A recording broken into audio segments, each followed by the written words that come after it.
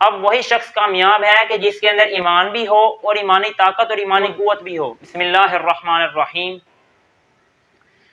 اسلامی شہسواروں اور اسلامی غازیوں میں سے غازی جس کو دنیا غازی علم الدین شہید نور اللہ مرقدہ کے نام سے جانتی ہے اور اسی نام سے یہ معروف ہیں۔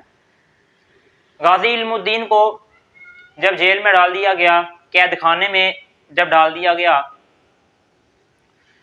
تو غازی علم الدین جس جیل میں قید تھے اس کی کمرے کے باہر ایک پولیس والا مقرر تھا۔ اس پولیس والے نے ایک رات جب غازی علم الدین کو پھانسی دی جانی تھی، اس رات کو پولیس والے نے دیکھا کہ غازی علم الدین اس کی جو جیل کا کمرہ ہے وہ بہت ہی زیادہ روشن ہو گیا، اور اتنا روشن ہو گیا کہ وہ پولیس والا حیران ہوا اور وہ کہنے لگا کہ مجھے لگا کہ جیسے اس کمرے کو آگ لگ گئی ہو۔ تو کہتے ہیں کہ میں غازی علم الدین کے پاس گیا تو میں نے دیکھا وہ سویا ہوا تھا، تو میں نے اس کو جگایا اور میں نے اسے تفتیش کی، میں نے بار بار اس کی منت سماجت کی، وہ بتا نہیں رہا تھا، لیکن میرا بار بار پوچھنا، میرا بار بار استفسار کرنا اس کو گراں گزرا، اور اس نے مجبور ہو کر مجھے یہ بات بتائی کہ مجھے اس وقت نبی علیہ الصلوۃ والسلام کی زیارت ہوئی تھی،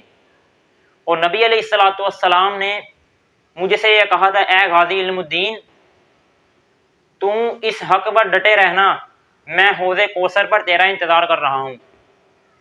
اب اس بات کے بتانے کا مقصد ہمارے ملکی حالات اور ہمارے اوپر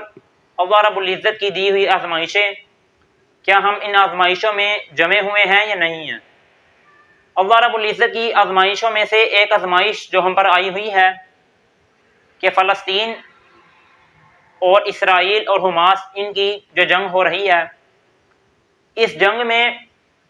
وہی شخص کامیاب رہے گا جس کا ایمان بھی مضبوط ہو اور ایمانی طاقت بھی مضبوط ہو۔ اب وہی شخص کامیاب ہے کہ جس کے اندر ایمان بھی ہو اور ایمانی طاقت اور ایمانی قوت بھی ہو۔ صرف اور صرف ایمان سے کام نہیں چلے گا کہ ایک شخص کا ایمان ہے، لیکن ایمان تو ہم ہیں، مسلمان تو ہم ہیں،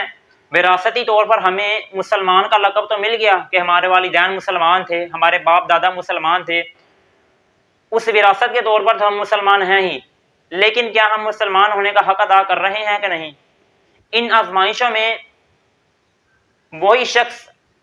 ایمان پر اور وہی شخص اسلام کے تمام احکامات پر اور اللہ رب العزت کی دی ہوئی آزمائشوں پر وہی شخص قائم رہ سکتا ہے کہ جس کی ایمانی طاقت مضبوط ہو، ایمانی قوت اس کی مضبوط ہو۔ جس کا ایمان کمزور ہو یا تو وہ میدان سے بھاگ جائے گا یا تو وہ شہید ہو جائے گا، ان میں سے ایک کام ہوگا۔ اور جس کی ایمانی طاقت مضبوط ہے، قوت اس کی ایمانی مضبوط ہے، ایمان اس کا کمزور نہیں ہے،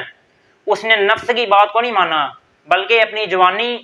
اور بچپن سے لے کر اب تک کی زندگی جس نے نبی علیہ الصلوۃ والسلام کی اطاعت میں اور صحابہ کے رستے میں، غزوات میں اور سیرت کو پر اگر گزاری ہوگی،